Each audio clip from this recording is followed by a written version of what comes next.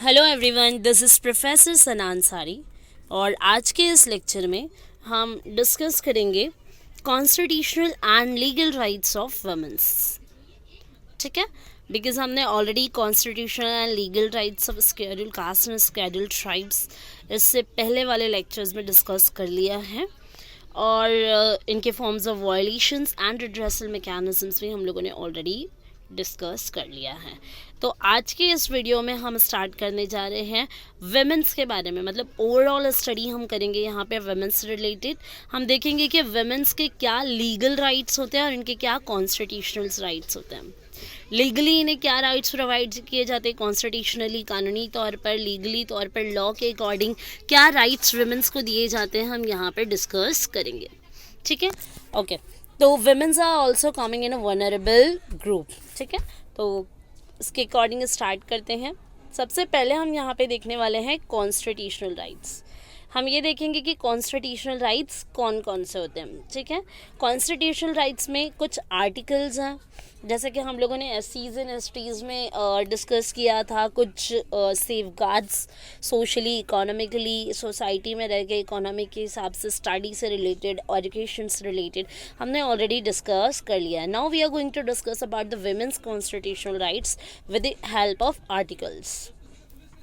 First of all, the first Article 14 states that equality before law or equal protection of women in our state or in our society. Okay, equality before law. ठीक है, equality होना चाहिए। For example पहले के दिनों में हम देखेंगे तो वुमेन्स और मैन के बीच में बहुत ही ज़्यादा क्या किया जाता था, डिस्क्रिमिनेशन किया जाता था कि वुमेन्स को एक अपर पोजीशन नहीं दी जाती थी और उसके कंपैरिजन में मेंस को बहुत ही ज़्यादा अपर पोजीशन दी जाती थी। वुमेन्स को बैकवर्ड या बहुत ही डिसएडवांटेजेड पीपल कंसिडर किया जाता था सोसाइटी के अंदर। ठीक है, but Article 14 states that equality before law, it means the women's and men's are equal in all ways. Okay, किसी भी वे से हम चेक करेंगे तो क्या है, इक्वालिटी बिफोर लॉ से पहले यहाँ पे इक्वालिटी को फॉलो करना है कि men and womens both are same and both are equal. तो यहाँ पे कोई भी डिस्क्रिमिनेशन हमें नहीं करना है एज पर दी आर्टिकल 14। सो सबसे पहले कॉन्स्टिट्यूशनल राइट्स में आपको ये आता है आर्टिकल 14। और protection of the law for the country, मतलब कंट्री के हिसाब से, लॉ के हिसाब से पहले इक्वल ट्रीट करना है मेंस एंड वुमेन्स को, और वुमेन्स को डिस्क्रिमिनेट नहीं करना है। Our next article is Article 15(1) under Section 1.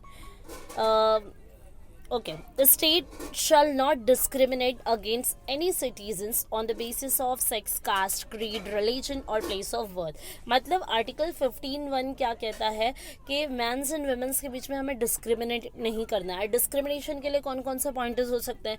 हो सकता है कि हम जेंडर इनइक्वालिटी कर सकते हैं कि she is women and he is man. ऐसे हम लोग लड़की लड़के में क्या कर सकते हैं, डिस्क्रिमिनेशन कर सकते हैं। कास्ट, क्रीड, ये कौन सी कास्ट से बिलोंग करता है, अपर कास्ट, लोअर कास्ट, हमने ऑलरेडी स्टडी किया है, जिसमें हम लोगों ने देखा था कि lower caste and upper caste का कैसे डिस्क्रिमिनेशन होता था, एससीज एंड एसटीज़ का हमने देखा। और या फिर किसी के प्लेस ऑफ बर्थ की, कहाँ से बिलोंग करता है, कौन सी सोसाइटी से बिलोंग करता है, तो इसकी वजह से क्या नहीं होना चाहिए, डिस्क्रिमिनेशन नहीं होना चाहिए। ये आर्टिकल 15 स्टेट्स करता है। तो ये कॉन्स्टिट्यूशनल राइट्स में फर्स्ट हमने डिस्कस किया article 14 equality before law. Article 15 under section 1 states that no discrimination among the people on the basis of the caste, creed, religious and date of birth of place. ठीक है, यहाँ पे article 15(3) क्या कहता है, the article made special provisions for women. Womens के लिए क्या किया जाता है, स्पेशल प्रोविजंस बनाए जाते हैं आर्टिकल 15 अंडर सेक्शन 3 में। अच्छा, वुमेन्स के लिए स्पेशल प्रोविजंस बनाना, इसका मतलब ये होता है कि वुमेन्स के लिए फेवरेबल डिसीजंस रखना। मतलब कोई भी आप प्रोविजन बना रहे हो तो वुमेन्स के अपलिफ्टमेंट के लिए, वुमेन्स के अफर्मेटिव डिसीजंस बनाना है इन फेवर ऑफ वुमेन्स। आपको कोई भी डिसीजन लेना है तो वुमेन के फेवर में लेना है। तो ये आर्टिकल 15(3) कहता है कि आर्टिकल स्पेशली बनाया गया है for the women, for the favour of women. ठीक है, in the favour of women के लिए ये बनाया गया है। ठीक है। आर्टिकल 16 क्या कहता है, state can not discriminate in any matters of public employment. Public employment में भी आपको क्या करना है, कोई भी डिस्क्रिमिनेशन नहीं करना है। अब जैसे कि हमें यहाँ पर देखेंगे तो वुमेन्स को पूरा इक्वल अपॉर्चुनिटी मिलती है किसी भी सेक्टर में जाके काम करने के लिए, चाहे वो पब्लिक सेक्टर हो, प्राइवेट सेक्टर हो, कोई फैक्ट्री हो, कोई माइन हो। बस यहाँ पे एक एक्सेप्शन पॉइंट ये रखा गया है कि टाइम क्राइटेरिया है वुमेन्स के लिए। वुमेन्स मॉर्निंग में 6 o'clock से इवनिंग में कुछ 7 o'clock तक ही काम कर सकती है, उसके बाद अलाउ नहीं होता है। आप देखोगे तो नाइट शिफ्ट कैसा, जो बहुत सारी नेशनल कंपनीज होती है जहाँ पे night shift specially for boys के लिए होता है, they are not recommending womens for night shift. But कोई इंटरनेशनल कंपनीज होती है जहाँ पे प्रॉपर सेफ्टी एंड सिक्योरिटी से उनको नाइट शिफ्ट के लिए अपॉर्चुनिटी दी जाती है। अदरवाइज विमेंस के लिए टाइम क्राइटेरिया बनाया कि मॉर्निंग 6 to इवनिंग 7 o'clock तक आपको क्या कर सकते हैं, आप लोग काम कर सकती हैं। ठीक है, तो इक्वल अपॉर्चुनिटी मिलना चाहिए पब्लिक एम्प्लॉयमेंट के लिए भी आर्टिकल 16(2) के तहत। ठीक है, तो ये हम लोगों ने डिस्कस कर लिया। अब इसके बाद आपका आर्टिकल आता है आर्टिकल 19(1). ये गारंटी देता है, मतलब ये राइट्स देता है कि womens are having right to practice any profession, any occupation, any trade और business without discrimination or irrespective of their caste, creed, religion and birth of place।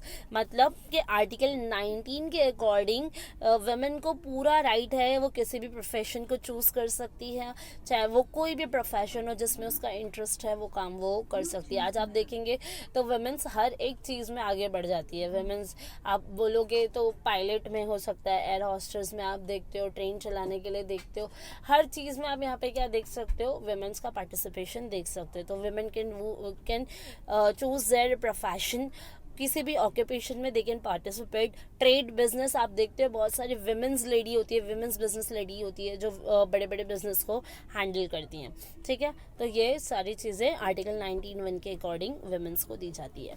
Article 23(1) क्या कहता है, trafficking of human beings and forced labor practice in past by landlords has been declared a crime and punishment by law, it's crime। ठीक है, okay. अब यहाँ पे अगर आप देखोगे तो आर्टिकल 23 क्या कहता है, trafficking of human beings. Trafficking करना, सोल्ड करना, स्पेशली आप मूवीज़ एंड पिक्चर्स में देखते हैं तो बहुत सारी गर्ल चाइल्ड होती है या फीमेल्स होती है, वीमेंस होती है, उनको सोल्ड किया जाता है, उनको अपने इकोनॉमिक पर्पस के लिए यूज़ किया जाता है। ठीक है, तो ये क्या किया गया, या फिर समटाइम्स अगर हम देखेंगे तो बहुत सारे लैंडलॉर्ड्स होते जो जिन्हें फिजिकली एक्सप्लॉइट करते थे या फिर एब्यूज करना, ये सारी चीज़ें होती थी। तो ये सारी चीज़ों को क्राइम कंसिडर किया गया एज पर द आर्टिकल 23(1) और it is punishable by law. ठीक है, इसके बाद आता है आर्टिकल 39(d). ये क्या करता है, equal pay for equal work for both Indian man and women.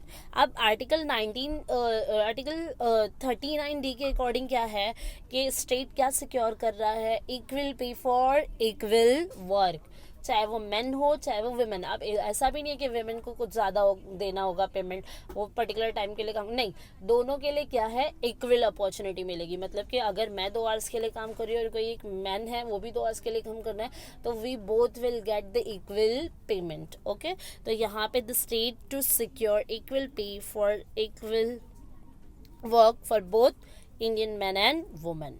Okay, अब आगे बढ़ते हैं। इसके बाद यहाँ पर आर्टिकल आप देख सकते हैं 8 पॉइंट हमारा आर्टिकल 39(e).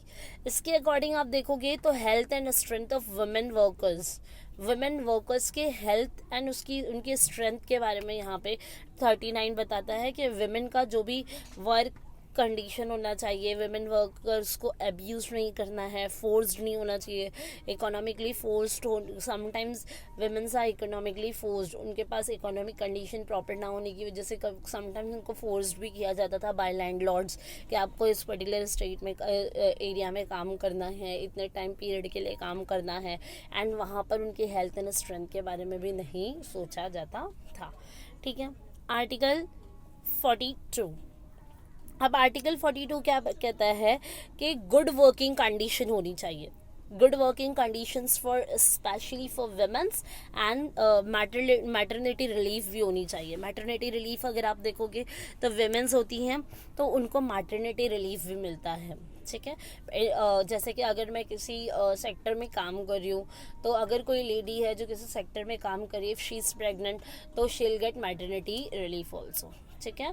तो बहुत जो अच्छी से अच्छी ऑर्गेनाइजेशन होती है तो वो कुछ 6 महीनों तक के लिए पूरा पेड लीव देती है. मतलब कि आप अगर प्रेग्नेंट है लेडी कोई तो उसको लास्ट के मंथ्स में छुट्टी तो मिलेगी, बट ऐसा नहीं है कि उसको निकाल दिया जाएगा. ठीक है. उस ऑर्गेनाइजेशन से निकाला नहीं जाएगा. She can continue after the maternity relief. मतलब कि 6 महीने का मिल गया, बिफोर 2 मंथ्स मिलता है, 2 मंथ्स बाद में मिलता है, ऐसा होता है. तो समझो कोई 4 महीने का रिलीफ देता है, कोई कंपनी 6 महीने का रिलीफ देती है, बट स्टिल वो लोग पे करते हैं उस लेडी को. ठीक है. तो ये राइट्स कहाँ से मिला है? आर्टिकल 42 से मिला है कि वुमेन्स को मैटरनिटी रिलीफ मिलता है और गुड ह्यूमन वर्किंग कंडीशन भी होना चाहिए आर्टिकल 42 के हिसाब से. ठीक है. अच्छा, इसके अलावा पैटर्निटी रिलीव्स भी होती है जो मेल पर्सन्स को मिलती है फॉर 1 मंथ, किसी को 10 डेज के लिए, किसी को 1 मंथ के लिए. Article 243D3 1/3 of seats reserve की जाती है वुमेन्स के लिए, स्पेशली इन विलेज पंचायत, जो हमने इससे पहले भी डिस्कस किया था. Article 243D4 states that 1/3 of seat shall be reserve for womens in any panchayat और as a chairperson office. Okay, ये डिस्कस किया.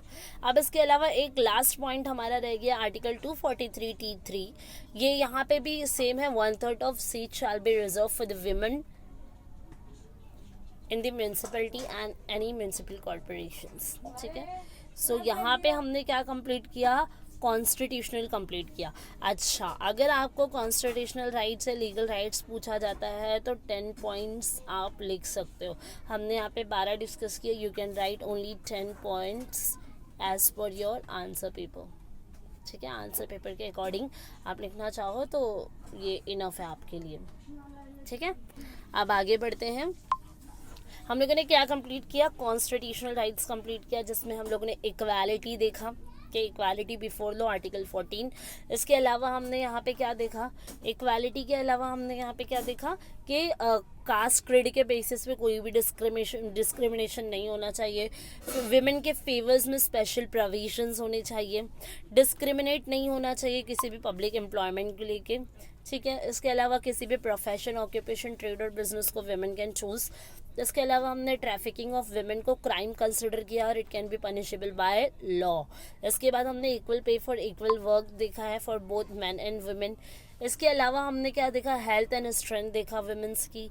इसके अलावा हमने मैटरनिटी रिलीफ के बारे में डिस्कस किया. फिर हमने 1/3 ऑफ सीट्स पंचायत समिति के लिए, फिर चेयरपर्सन के लिए, और इसके अलावा म्यूनसिपल कॉरपोरेशन के लिए जो 1/3 ऑफ सीट्स रिजर्व की जाती है फॉर वुमेन हम लोगों ने देख लिया. ठीक है. अब हम स्टार्ट करेंगे हमारा next topic, next part of the topic, which is legal rights. We have completed our constitutional rights of women's and now we are going to discuss about the legal rights of women's. अच्छा, here we have some legal rights of women's. women's के कुछ legal rights होते हैं जो हम यहाँ पे discuss करेंगे. अब लीगल राइट्स ऑफ वुमेन्स में आप अगर देखेंगे तो यहाँ पर है, सबसे फर्स्ट पॉइंट आता है sexual harassment of work place. Work place पे जो सेक्सुअल हरासमेंट होता है वो हम यहाँ पर देखेंगे.